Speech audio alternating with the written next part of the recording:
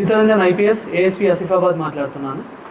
So 11th ఈ నెల 11th రోజు మా ఆసిఫాబాద్ పోలీస్ స్టేషన్కి ఒక కంప్లైంట్ ఇవ్వడం జరిగింది. ఆ కంప్లైంట్ బాడిగోతి మండలం నుంచి వచ్చిందనమాట.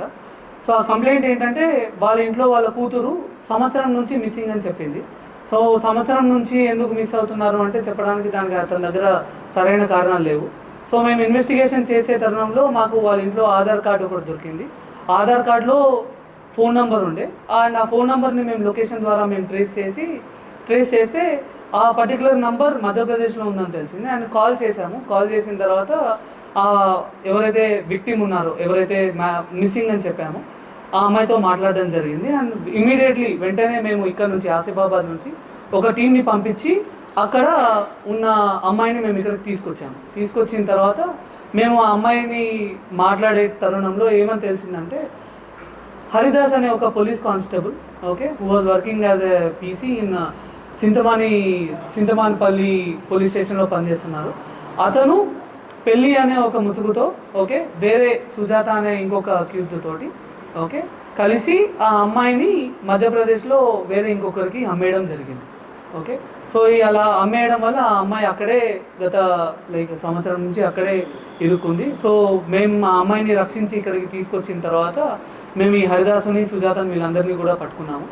ఓకే, ఇది జరిగే తరుణంలో, ఈ కేసు ఇన్వెస్టిగేషన్ అయ్యే తరుణంలో ఇంకొక అమ్మాయి విక్టిమ్ ఇలాగే మోసపోయానని చెప్పి, ఓకే, సేమ్ హరిదాస్ అనే ఎవరైతే పర్టికులర్ పర్సన్ ఉన్నాడో, ఓకే, అతను కూడా ఇలాగే నన్ను వేరే ఒక అతనికి అమ్మేశారు మధ్యప్రదేశ్లో అని చెప్తే వాళ్ళ డీటెయిల్స్ కూడా ఐడెంటిఫై చేసి మొత్తం టోటల్ ఈ 2 కేసులలో 10 మందిని అరెస్ట్ చేయడం జరిగింది.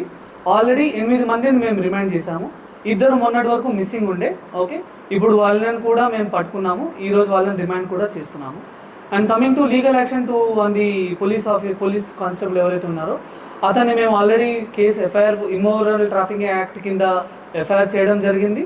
అట్ ద సేమ్ టైం మేము అతన్ని రిమాండ్ చేయడం కూడా జరిగింది. అండ్ డిసిప్లినరీ యాక్షన్ తీసుకొని అతన్ని సర్వీస్ నుంచి డిస్మిస్ కూడా చేయడం జరిగింది. He is no more working in police department. అతన్ని మేము డిస్మిస్ కూడా చేయడం జరిగింది. ఫైన్. అండ్ రిమైనింగ్ ఇటువంటి ఇలా చాలా విదంతులు వస్తున్నాయి, ఇంకా చాలామంది విక్టిమ్స్ ఉన్నారు అని మేము అదే కోణంలో కూడా మేము దర్యాప్తు చేస్తున్నాము. అలాగే నేను మీడియా మిత్రులతో కూడా it is a request from my side, మీకు కానీ ఇలాగా వేరే ఏదైనా అమ్మాయి ఇలా మిస్సింగ్ అయ్యి, ఓకే, ఆర్ ఇలా ఇమ్మోరల్ ట్రాఫికింగ్ యాక్ట్ కింద ఒకవేళ తను ఉంది అని మీకు ఒకవేళ ఎక్కడన్నా నోటీస్లో వచ్చుంటే please kindly give us information. ఏవైతే ఈ 2 కేసులు ఎలాగైతే సాల్వ్ చేశామో అవి కూడా అలాగే తొందరగా సాల్వ్ చేస్తామని, ఓకే, హామీ ఇస్తున్నాము. And we also want this support from you. మీ నుంచి కూడా మీకు సపోర్ట్ కావాలి. అండ్ సపోర్ట్ ఎప్పటికీ వస్తూనే ఉంది. అండ్